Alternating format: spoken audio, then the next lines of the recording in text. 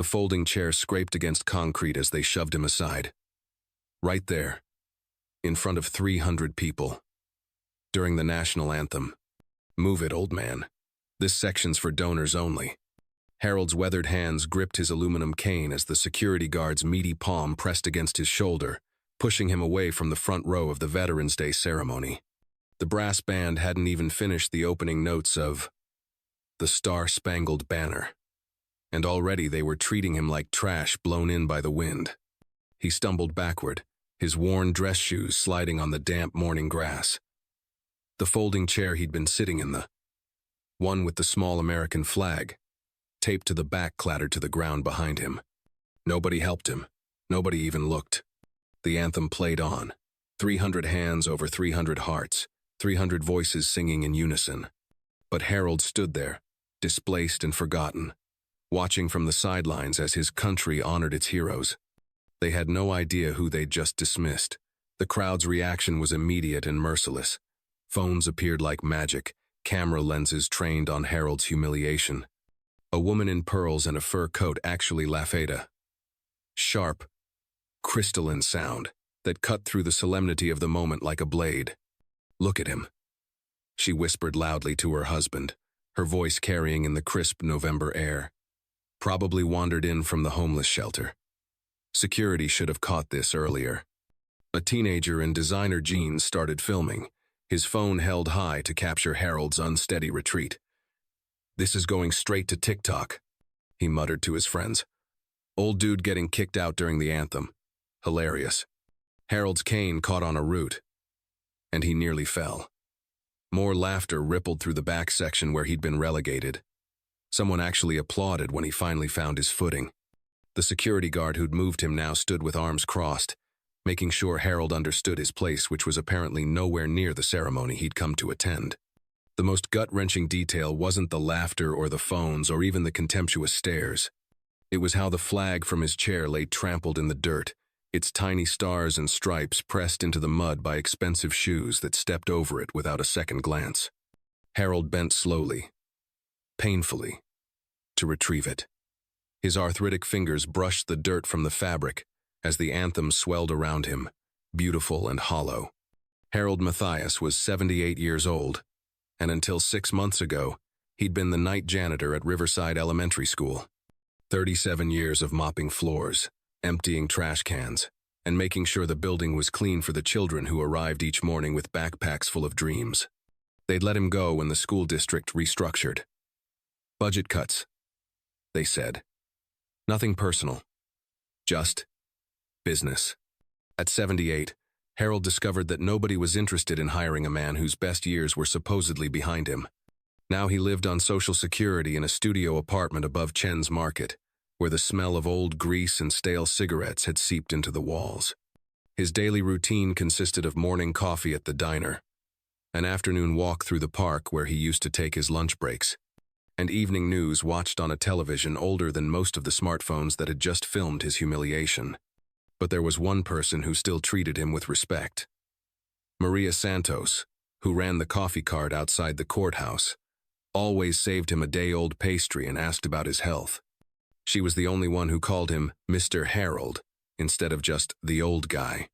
"You're too good for this place," she'd tell him every Tuesday when he came by for his weekly coffee. "Something special about you. I can tell." Harold never knew how to respond to that.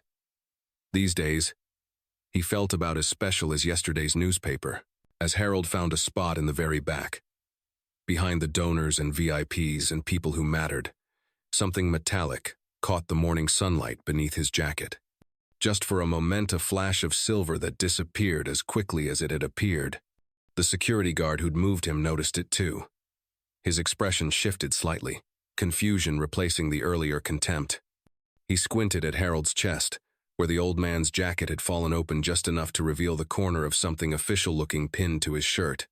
But Harold pulled his jacket closed before anyone could get a good look.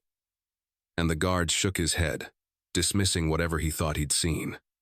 Probably just some old military surplus pin, he figured. Half the homeless guys in town wore them, thinking it might earn them sympathy or spare change. What the guard didn't notice was how Harold's posture had changed once he settled into his new position. Despite the humiliation, despite being cast aside like garbage, he stood perfectly straight during the rest of the anthem.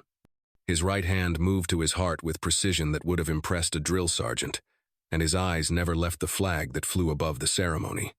There was something in the way he stood, something that didn't quite match the frail old man they'd just discarded. But nobody was looking anymore. The show had moved on. The ceremony continued, without Harold. Mayor Peterson gave a speech about sacrifice and service. The high school choir sang "God Bless America." Veterans from the local VFW post laid a wreath at the memorial statue, while the crowd applauded politely. Harold watched it all from his exile in the back, saying nothing, his weathered face revealing nothing. People began to forget about the disruption. The phones went away. The laughter died down. Life moved on, as it always did. But then Colonel James Mitchell arrived.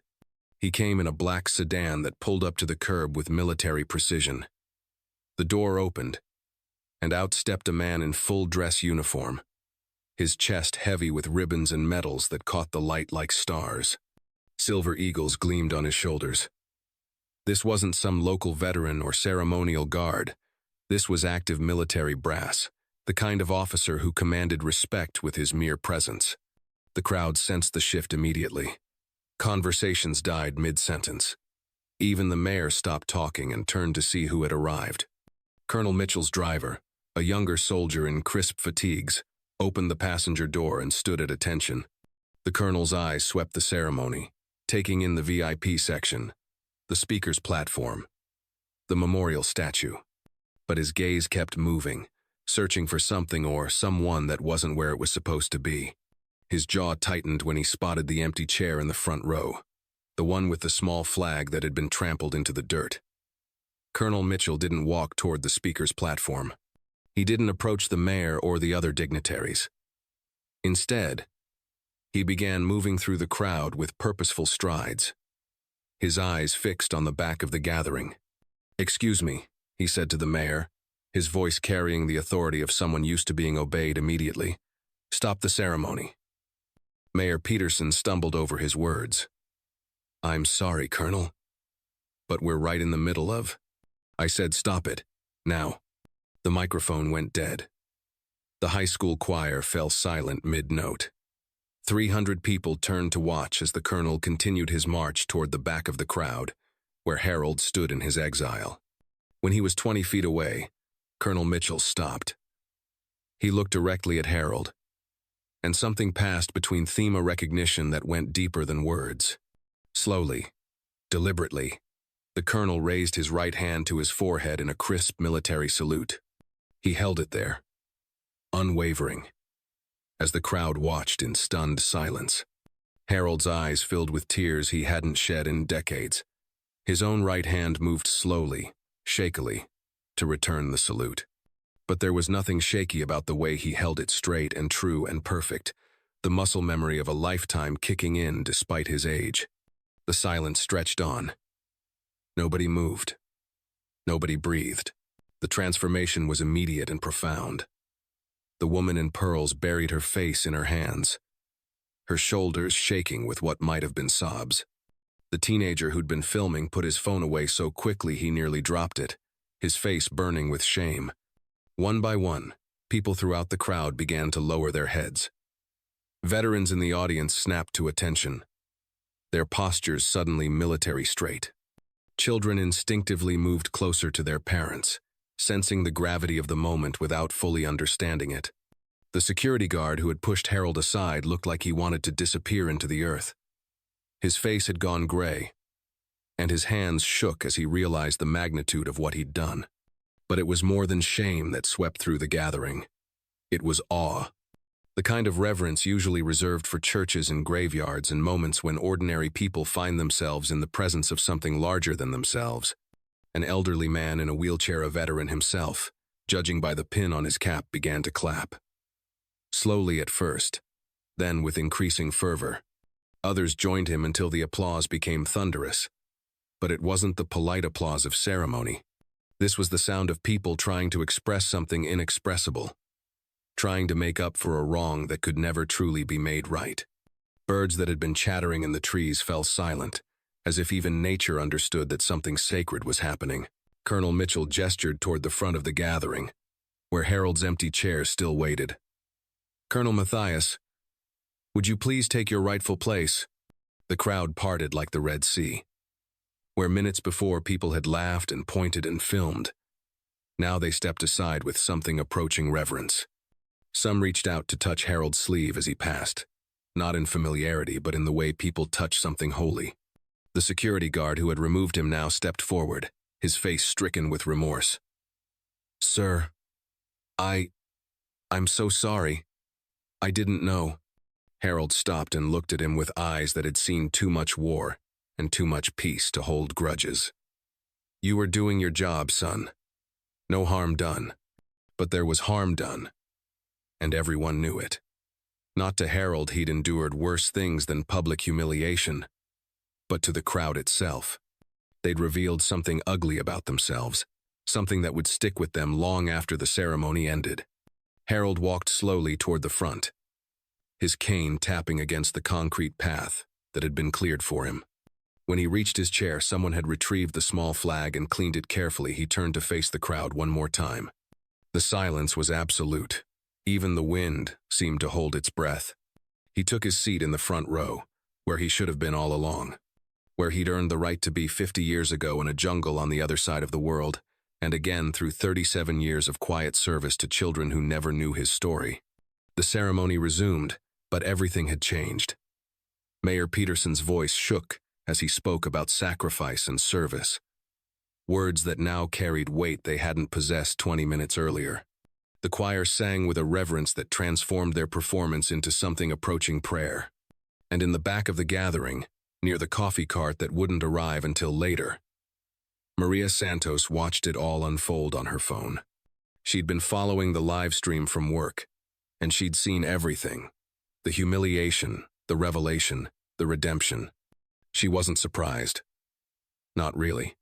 When the ceremony ended and people began to disperse, many approached Harold to shake his hand or simply to say thank you. He accepted their apologies and gratitude with the same quiet dignity he'd shown when they'd cast him aside. Colonel Mitchell was the last to approach. "Thank you for coming, Colonel. I was hoping you'd be here." "How did you know?" Harold asked. "Maria Santos called my office yesterday. Said there was a hero who deserved recognition." Mitchell smiled. "She said you were special, that people just couldn't see it yet." Later, as Harold made his way home past Chen's Market and up the stairs to his small apartment, he passed Maria's coffee cart. She was just setting up for the afternoon rush, and she looked up as he approached. "Good ceremony?" she asked, though her knowing smile suggested she already knew the answer. Harold nodded, touching the corner of his jacket where his medals rested beneath the fabric. "Yeah, it was good." Maria watched him climb the stairs, then whispered to herself what she'd been telling anyone who would listen for months. "I told you. He was special." Above them, in the apartment that smelled of old grease and stale cigarettes, Harold sat in his chair and watched the evening news. The lead story was about the Veterans Day ceremony, and the anchor spoke with breathless excitement about the shocking revelation that had transformed the event. Harold reached for his remote and changed the channel. He'd never been one for drama, but on his kitchen table, next to his morning coffee cup, sat a small American flag cleaned of dirt and folded with military precision. Some things, he'd learned, were worth holding on to, even if it took the world a while to remember why.